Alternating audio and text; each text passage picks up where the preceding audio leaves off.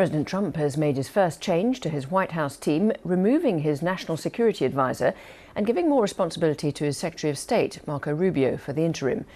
Mike Waltz is paying the price for mistakenly adding a journalist to a group chat where military plans were discussed. He's now being nominated as Washington's ambassador to the United Nations, but may face opposition in the Senate because of his indiscretion.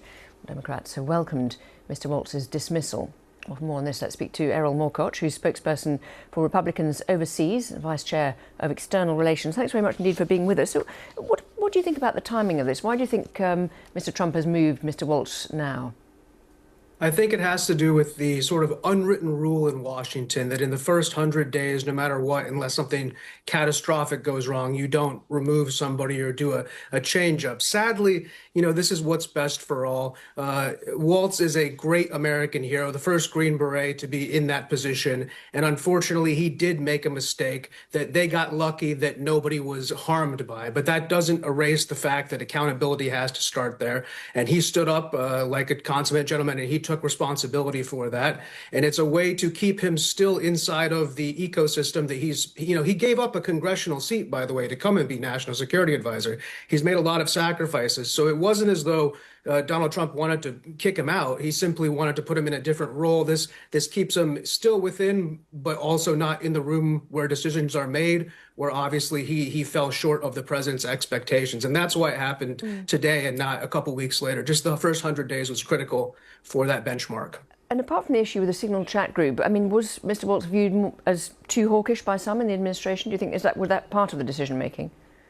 I don't feel that way. The administration actually valued his hawkishness and his downrange warfighting experience that he brought to the cabinet. Ultimately, some of the things that happened on the back end, I felt were political. A lot of people would agree. So there was some questions of some of the aides that he had hired and their loyalty to Donald Trump. And that was something that added to the calls maybe internally for him to be removed. My friends in Washington never expressed to me, though, that his hawkishness or his attitude, especially towards China, was a problem. It was actually one of the reasons why they kept him around and probably why he's going to excel in this new role. So at the moment we have Marco Rubio, who's the Secretary of State, will also take on the National Security Advisor role. How will that work in practice, and who do you think would replace or become the permanent position? Marco Rubio, he not only that, but I think he's in charge of two other groups, USAID and something else. So he has too much on his plate. In this case, being Secretary of State and National Security Advisor, it's a very easy overlap role in an interim field. And it's not as though there isn't a consummate group of professionals and supporting cast.